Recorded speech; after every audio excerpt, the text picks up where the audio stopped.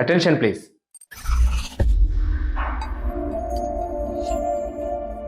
కొన్నాళ్లుగా మన దేశంలో బాగా వృద్ధి చెందుతున్న బిజినెస్ ఆహార సరఫరా, ఫుడ్ డెలివరీ.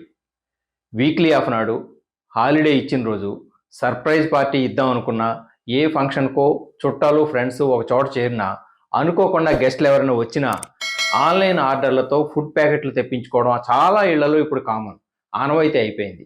ఉదయం, మధ్యాహ్నం, సాయంత్రం, రాత్రి, అప్పుడు ఇప్పుడు అనేది లేకుండా ఏ సమయంలోనైనా ఎలాంటి టైంలోనైనా రయ్యిన మోటార్ బైక్స్ పై వచ్చి ఫుడ్ డెలివరీ చేస్తున్నారు.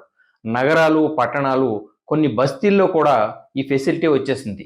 ఈ కామర్స్ ద్వారా ఇంటికి, పార్టీ జరిగే చోటుకు ఫుడ్ తెప్పించుకోవడం ఇప్పుడు నాగరిక జీవన విధానంగా స్థిరపడింది, ట్రెండ్గా మారింది. ఇండియాలో ఈ కామర్స్ ద్వారా ఫాస్ట్ ఫుడ్ బిజినెస్ భారీగా పెరుగుతోంది.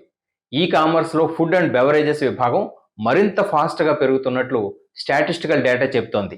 ఈ ఫుడ్ డెలివరీలో లేటెస్ట్ ట్రెండ్ బ్లాక్ ప్లాస్టిక్ వాడకం. బహుశా మీరు వినే ఉంటారు, వెహికల్ బంపర్లు, డాష్ బోర్డులకే కాదు, ఫోన్ కేసులు, కంప్యూటర్ విడిభాగాలు, వేస్ట్ డిస్పోజల్, ట్రాష్ బ్యాగ్స్ తయారీకి మాత్రమే కాదు, కంటైనర్లు, బాటిళ్లు, సంచులు, వీటి తయారీకి బ్లాక్ ప్లాస్టిక్స్ వాడుతున్నారు. టిప్ టాప్గా బ్లాక్ ప్లాస్టిక్ కంటైనర్లలో పెద్ద రెస్టారెంట్ల నుంచి ఫుడ్ సప్లై చేస్తున్నారు. పైకి చూడడానికి ఆ డబ్బాలు ఆకర్షణీయంగానే ఉంటాయి. వాటి వల్ల డేంజర్ ఏమిటి అంటారా? ఇలాంటి ప్రమాదం కాదు. బ్లాక్ ప్లాస్టిక్ కంటైనర్లు రీసైకిల్డ్ ప్లాస్టిక్స్తో తయారవుతాయి. ఆ డబ్బాల్లో వేడి ఆహారం ఉంచి ప్యాక్ చేస్తే ఏమవుతుంది? కొన్ని హానికారక రసాయనాలు, విషాలు ఆహారంలో కలిసిపోతాయి. అవి మానవ ఆరోగ్యానికి హానికరం.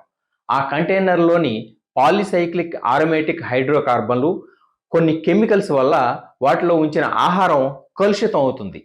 క్యాన్సర్ కణజాలం పెరుగుదలకు అవి కారణం అవుతాయి. హార్మోన్ల పనితీరు అస్తవ్యస్తం అవుతుంది. థైరాయిడ్ డిజార్డర్స్ ఏర్పడతాయి.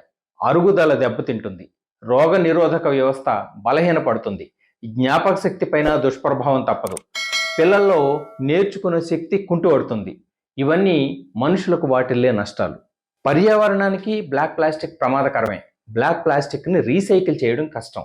దాంతో అలాంటి డబ్బాలు, కంటైనర్లు ఎక్కడికక్కడ గుట్టలుగా పేరుకుపోతుంటాయి.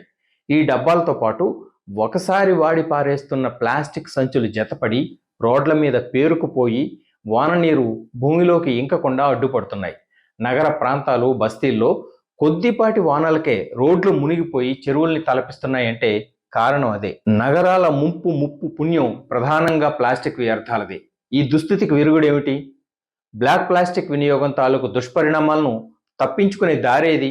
రెస్టారెంట్లలో బిర్యానీలు, కబాబులు, ఫ్రై స్పెషల్స్, మసాలా కర్రీలు ఏవి ఆర్డర్ చేసినా వాటిని ఇంటికి ఎలా పంపిస్తున్నారో, ఏ రకంగా ప్యాకింగ్ చేస్తున్నారో ఓసారి అడిగి తెలుసుకోండి. బ్లాక్ ప్లాస్టిక్ కంటైనర్లు వాడుతున్నారా అని ముఖ్యంగా కనుక్కోండి. రకరకాల ఆరోగ్య సమస్యలు తెచ్చిపెట్టే బ్లాక్ ప్లాస్టిక్ డబ్బాల బదులు వేరే విధంగా ప్యాక్ చేసి పంపుతారా అని అడగండి. పేపర్, కార్డ్బోర్డ్, క్లియర్ ప్లాస్టిక్తో తయారైన కంటైనర్లను వాడే హోటళ్లు, రెస్టారెంట్ల నుంచే ఆహార పదార్థాలు తెప్పించుకోవడం మీ ఆరోగ్యానికి ఎంతో మంచిది. డెలివరీ చేసేసరికి ఫుడ్ చల్లారిపోయిందని కొంతమంది ఆ డబ్బాల్లోనే ఉంచి ఓవెన్లో వేడి చేస్తుంటారు. అది మరింత డేంజర్. పొయ్యి మీద నుంచి అప్పుడే దించి బ్లాక్ ప్లాస్టిక్ డబ్బాల్లో ఆహారం సర్దడం ఎంత ప్రమాదకరమో, ఆ కంటైనర్లను మళ్ళీ వేడి చేయడం అంతకన్నా ఎక్కువ హానికరం. ఏరి కోరి ముచ్చటపడి డబ్బులు చెల్లించి ఇంటికి తెప్పించుకుంటున్నది కేవలం ఆహారమే కాదు, ఇంత అని చెప్పలేనంత అనారోగ్యాన్ని. ఇకనైనా కళ్ళు తెరుద్దాం, జాగ్రత్తలు తీసుకుందాం. చేజేతుల ఆరోగ్యానికి తూట్లు పొడుచుకోకుండా అప్రమత్తంగా వ్యవహరిద్దాం. మరో అంశంతో మళ్ళీ మీ ముందుకు వస్తాను. This is Balu Ekkal Devara signing off. నమస్తే.